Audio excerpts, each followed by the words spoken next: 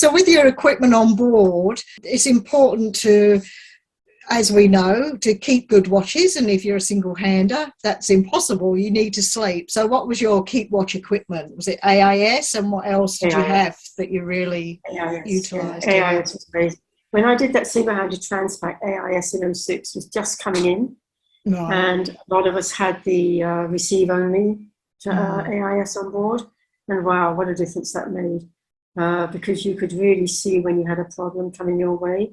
And then if they jump on the radio when they got close enough to have a word with them, of course, they then got concerned because they couldn't see you on their AIS because you weren't transmitting. And to be honest, quite often I would find, even when I was transmitting, that I would find that a lot of the ships weren't running their radar anymore. They were relying on the AIS. So I'd say to them often, well, is your radar, have you seen me on your radar? And they'd say, oh, we'll come back to you in a few minutes, while they switch it on in a hurry. Oh, okay. See whether or not they see me. So I'd often ask them for a report of when they saw my AAS and my radar signals, because I had a very good radar reflector, the Echo Max, which on the time I put it up was the best one on the market. Mm-hmm. I think there's a new version of it. Did you manage to sleep well? Did you have a set routine, like day after day? Did you have a set routine, or just? The first time around was probably more shorter interval than the second. I did get a transmit AIS. I mean, I deliberately, again with a backup in mind, I got the Simrad AIS, which connected to my radio, my VHF radio, so that if I saw on the AIS, if I saw a boat that I wanted to connect to, the MMSI number from the ship showed up on my radio, so that when I was within VHF range, it automatically had connected to that ship. And of course, I knew the name of the ship, so important to connect up with them. But I mean, you sense anyway if anything goes wrong with the boat, they're going to wake up, so that happens.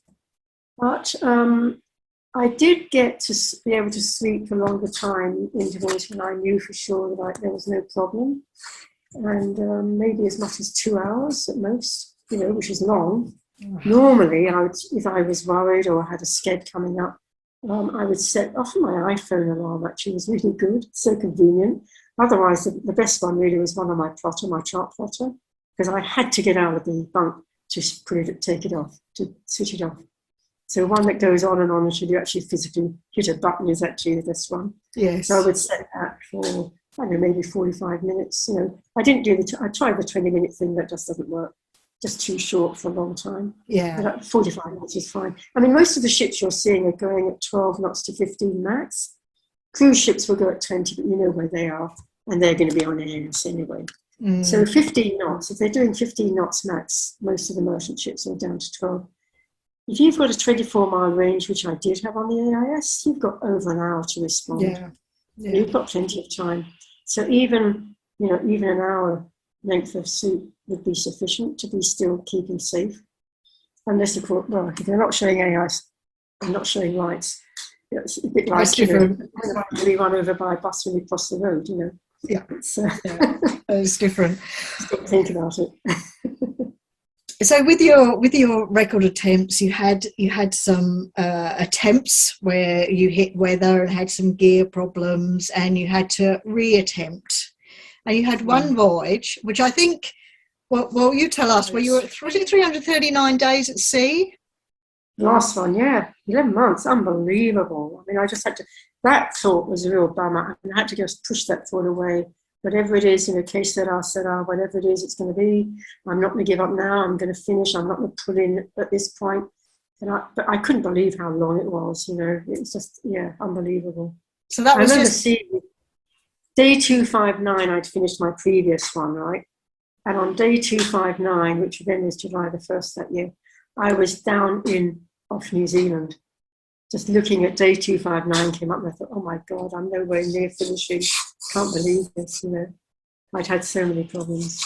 Yeah. Oh, Lordy. So it's both records were done from Victoria, British Columbia to Victoria, British Columbia. And the one where you had the additional problems, what were they? Oh, the list just goes on and on. Not counting weather problems, which I had loads of, many more in the Atlantic than I had the previous time. I mean, the previous time I just went straight from Cape Horn over towards South Africa and then on into the Indian Ocean. It wasn't a big deal. I had occasional storms, but nothing much. This time, I was forever dodging, trying not to be meat in the sandwich, effectively. You've got the Southern Ocean storms coming along anyway. Every few days, you're going to have a massive storm coming along. But then you've also now got storms coming off Argentina and Brazil, off South America, really big, nasty ones. I mean, when Uku Randmar, who kept me company around the Cape Horn, when he got into the Atlantic Ocean, as I did, he got really clobbered by a big storm that I managed to avoid because I had the weather information he didn't have in order to avoid it. And I was a bit behind him anyway. But those storms were really big and coming down. Well, if you were south of them, well, you didn't want to be south of them because that's where the Southern Ocean storms came up to. Yeah. So it was a really difficult situation avoiding them, which is why, in fact, I heaved to so many times. And eventually, because when I heaved to with just my mainsail, which is something else I'd learned to do, which was brilliant, ready for putting out my Jordan series stroke, because when I heaved to with just my mainsail, I take in my staysail, I shoot out the main like mad, I slowly bring it in, wait until it's just fluttering every now and then, going up and down. Don't have to fix the wheel completely upwind necessarily. You just play around a little bit. Yeah. But you're basically just coming up and then coming off it. So now I've just got the mainsail, but every now and then it's fluttering as we're coming up into the wind. So if I then feel that the conditions are getting so bad, I want to put out the series drogue, I'm coming up into the wind, I drop my main, put out the series drogue, dead easy. I don't have to, otherwise I'd be running downwind under reduced sail. And now I've somehow got to come upwind to put out my series drogue. Yes. I didn't have that problem. So, I was really quite happy with that situation. The problem being, and of course my mainsail wasn't strong enough to put up with it, when I'm coming up and fluttering and then coming down, if you've got leech flutter, and that goes on for too long, what happened north of the Falklands, my main ripped at the leech because it was not strong enough there to put up with the heaving to that I'd put it into so many times. So having lost my mainsail, now that was another record, of course, that no one's going to compete with, no one's going to want. How many weeks are you going to be in the Southern Ocean with no mainsail work? Wow. Oh my goodness.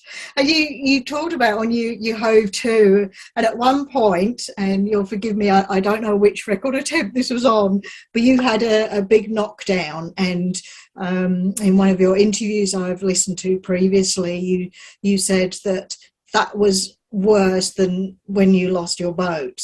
So yes, that was my first non-stop attempt from Victoria. Okay. Day 72. And so that was January the 5th of 2011. That knockdown happened. I know exactly the date. I'd heaved to. My plan had been coming around Cape Horn that time. I'd already come round on an attempt that hadn't worked, and I'd seen Cape Horn. I'd take my photos. I thought, well, I really don't need to come close to Cape Horn anymore because I've got my pictures of it. I've been around it close to. I can just stay where I can be safe. Yeah. And my plan then was to actually, because it's difficult to find deep water going around Cape Horn. Drake's Passage is basically part of the continental shelf, continuous down to Antarctica. So, but I was trying to find all the deepest portions of that strait so that, because obviously when you're in shallower water, the waves heap up more. Yeah. So I was trying to stay safe. Okay, I'm going to find the deepest water and come around there. So that was my plan. But then as I got close, I was clearly going to be able to go closer to Cape Horn, which I thought, fine, okay, I'll take some more bits, because it was not going to be dangerous. But then, so I thought, okay, back up again. Just in case, I had a good look on the chart to see where was a point that was in deep water off the continental shelf on that path towards Cape Horn, that if I needed to, if I needed to, a storm came unexpectedly, this is where I'm going to heave to, so I'm in deeper water. I shouldn't have too many big waves, and I'll stay safe. Let the storm go, and then I'll go on. So that's what I was doing. On January the 4th, I think it was, just the night before, things were looking pretty bad, and suddenly the storm had appeared, and okay, here's my point, I'm going to heave 2 there. So I heaved 2 under main and head sail, I have to say, typical RYA traditional fashion.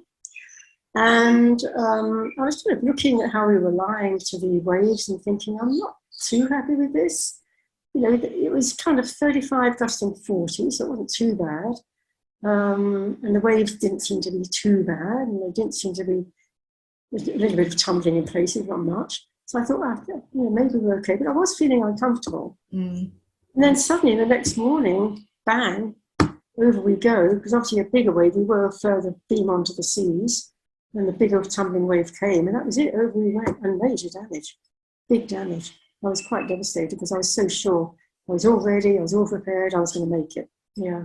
I mean, I had all my windscreen was smashed to smithereens. Wow. My boom was broken, my pole was broken, my staysail was damaged. Had a load of water down below, of course. My entire canopy had been taken away. I had no cover over the cockpit at all. I had no choice but to pull in. Yeah. And that's... But I did sail myself. The engine worked.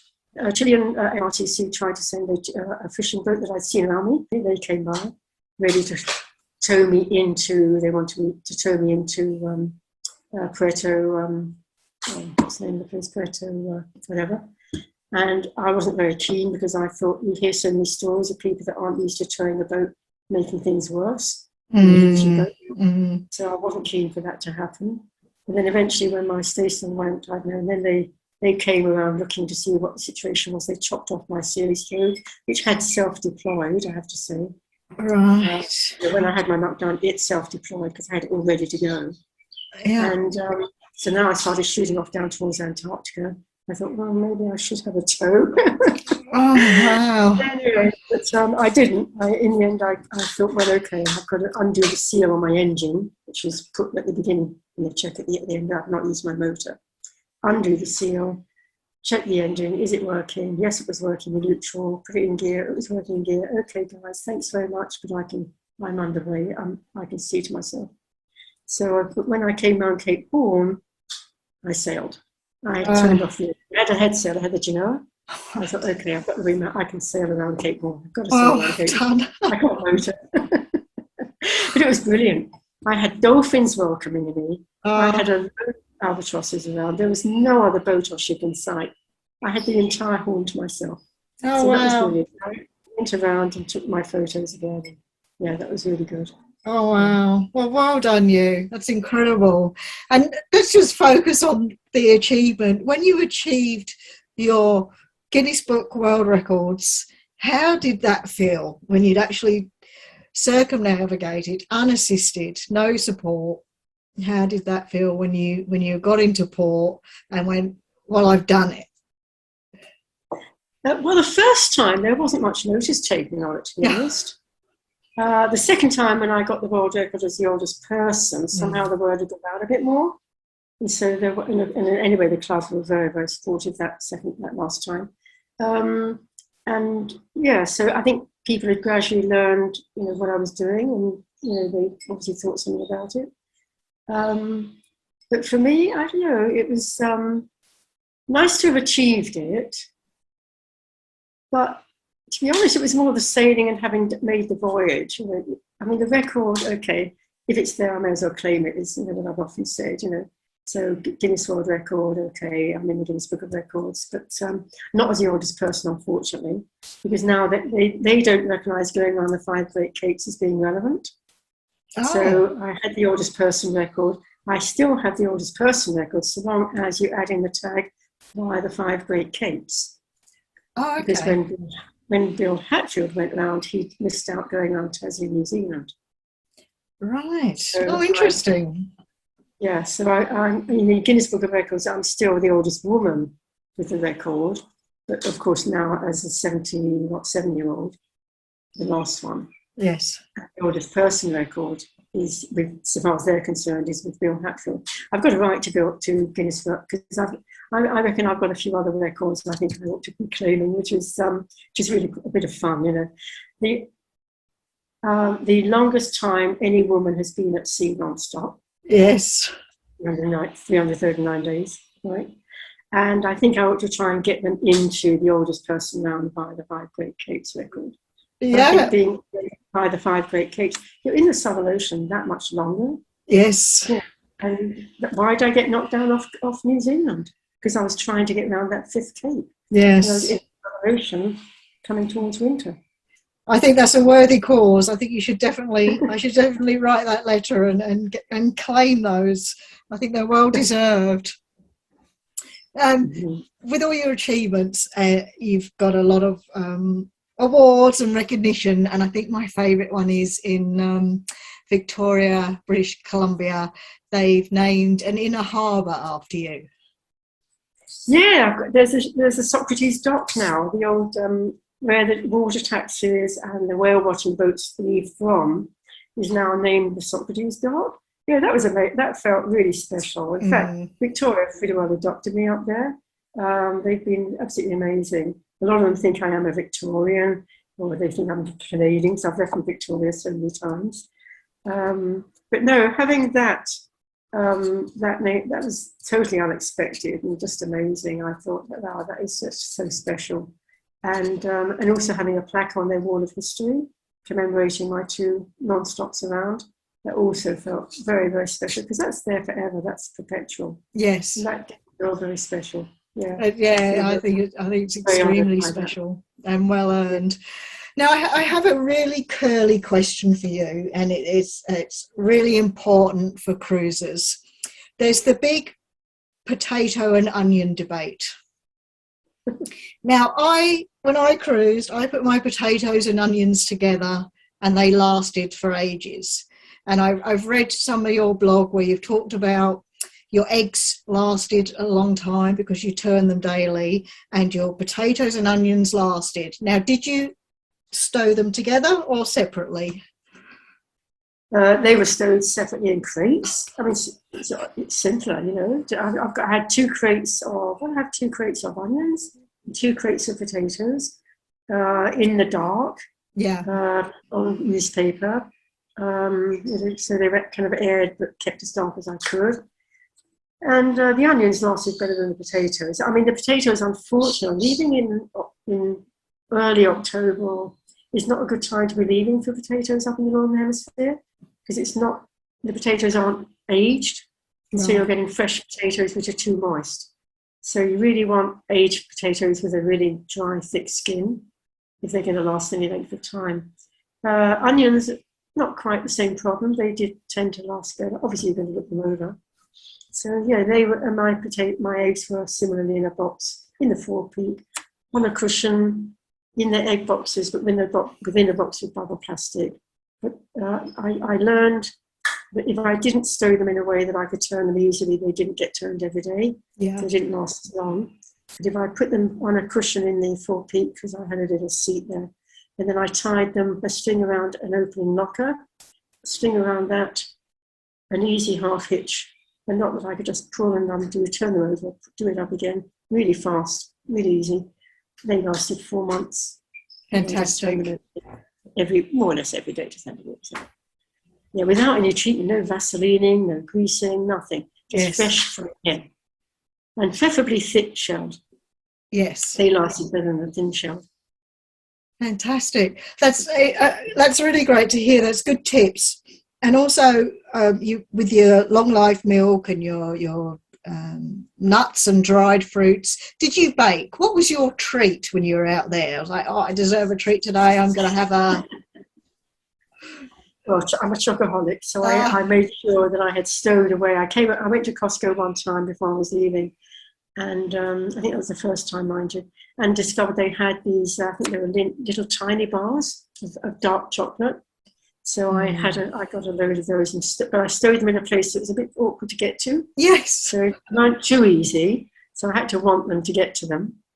And then the other thing I kept, because I kept celebrating any, obviously crossing the equator, we celebrate and give, Neptune or Poseidon his tipple, but also crossing any meridian or any cape, that's an excuse for a party. So I deliberately had about 6 tins of little olives stuffed with anchovies that I love.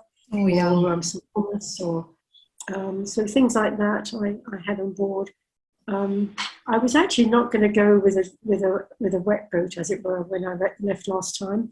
But as I was waiting in Victoria Harbour, friends kept coming by with a bottle for me. I could have opened up a bar in the end. So going around and celebrating was not a problem. And so often what I do is open, in fact, actually the first time I did my non-stop, I thought I had run out of alcohol. And then I suddenly discovered actually a bottle of Bundy rum on board. Oh. And I had also not long discovered some mango juice. So I had a rum punch to celebrate one of the meridians or capes I was going around. Good. I like to hear it. That's good. Something to just look forward to, you know. To look forward to the next cape or the next meridian, you know, the date line, whatever it is, Greenwich Meridian. Yeah, you got to celebrate your achievements. And you mentioned your friends there. I was interested to see, and I was spoken to her not that long ago. We have mutual friends, well, many sailing friends we know, but Rob and Elise in America with I Mistress that you visited. Right. He took you bike riding on the motorbike. Well, we're still in contact. I went and stayed with him. Yes, beginning of last year. Yeah, because he was so you know, keen for me over the years since we met in South Africa. Well, you've got to come and see, you know, when you're any time in Florida. I just kept not being anywhere in Florida. But then I got invited to a ham fest to meet up with my ham radio friends. In fact, they were trying to determinedly make sure I accepted their invitation when I was still going around to be at the February Ham Fest in Orlando. So I thought, oh, well, here's a time when I've got to go and see Robert and Elise. How funny that you know them. Where did you see them?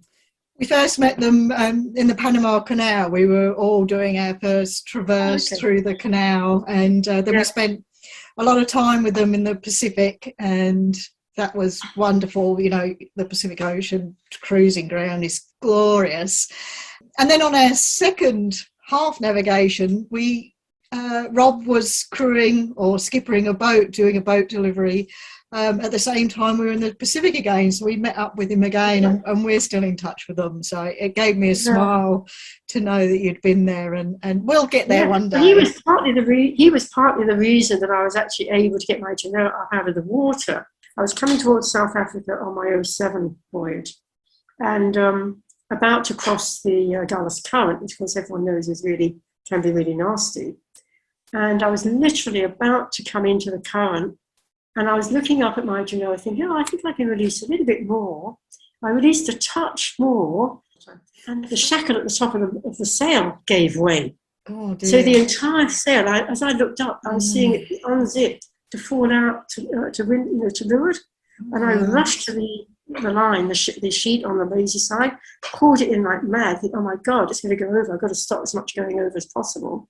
Got the foot on deck, taut on the winch, and stopped too much going over. And I did manage to get it back.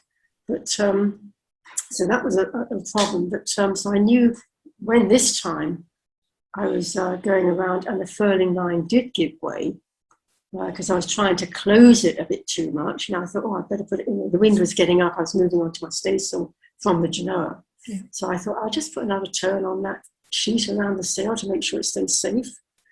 And as I did that, the furling line gave way. So now the entire sail, as the wind was building, unravels and goes flapping around like mad. Oh my God. I can still see those sheets, the Genoa sheets flapping and trying to kill everything that came in contact with me included.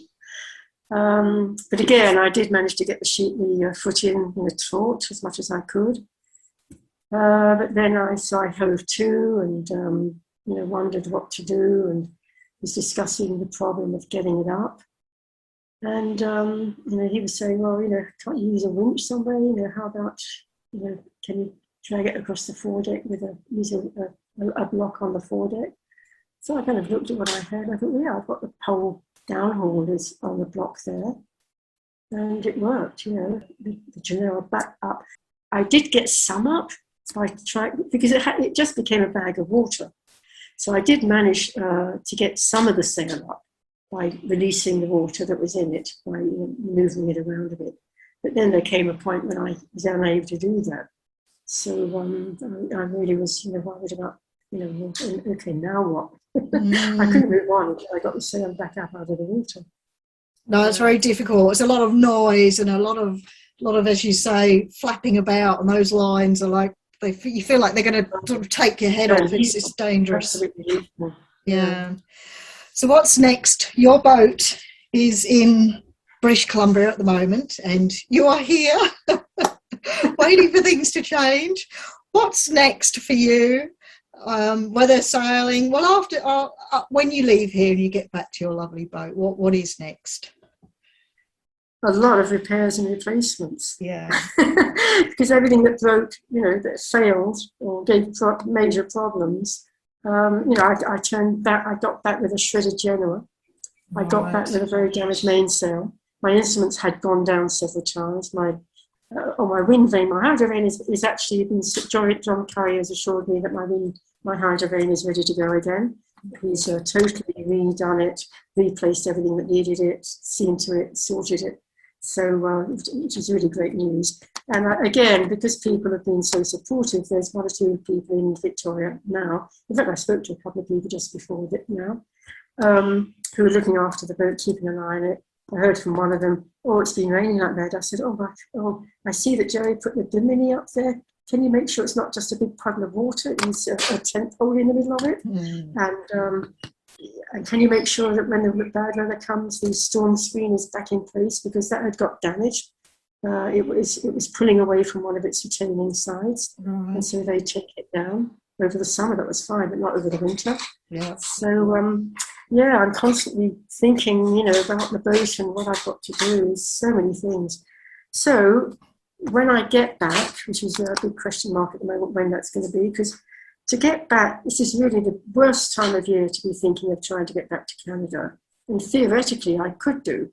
If I had a pre-test, if I paid the amount of money it costs at the moment to get back via maybe the States, which I don't want to do, and New Zealand's causing a problem with their COVID uptake, then I've got to have a quarantine plan when I get back, which I don't have. So, and then I'm coming into the Canadian winter. Well, I was planning to fly back last June into the summer to have several months of being able to get all my repairs done in good weather and then get away south to Mexico or whatever come the winter.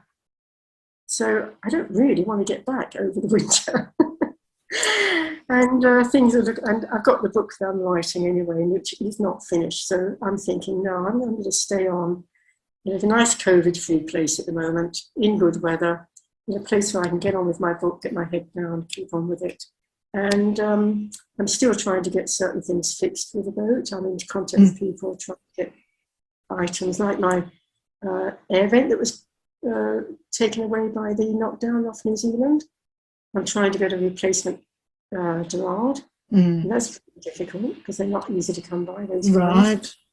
So things like that, organise it. And I had to get new fenders. My boat has been in the harbour with big, strong windstorms coming through last winter there. And my fenders gave way completely. When I had my water maker put into pickle by another guy who's a water maker guy. If I get back, I know, early spring maybe, as the winter finishes, get all that done. I would love to obviously go down to Mexico again and then come across to Australia. I would love to be sailing around Australia. Wow, great. I've seen, Hobart and Tasmania. I've seen going from Cairns around to Darwin. Yeah. I've not seen the Sundays. I've not seen the Kimberleys. I've not seen the South. The South is pretty nasty, I know. That's why I love doing the Great Ocean Road, because it showed me and the Narrabul. Because here I was on land, seeing the edge of this nasty bit of the Southern Ocean that gave me so much trouble every time I've gone through it sailing. It's a pretty nasty bit of ocean. It's a good plan, and I hope when you're sailing past near airports that you pull in and we can actually have a chat face to face. Yeah, I look forward to that. Yeah.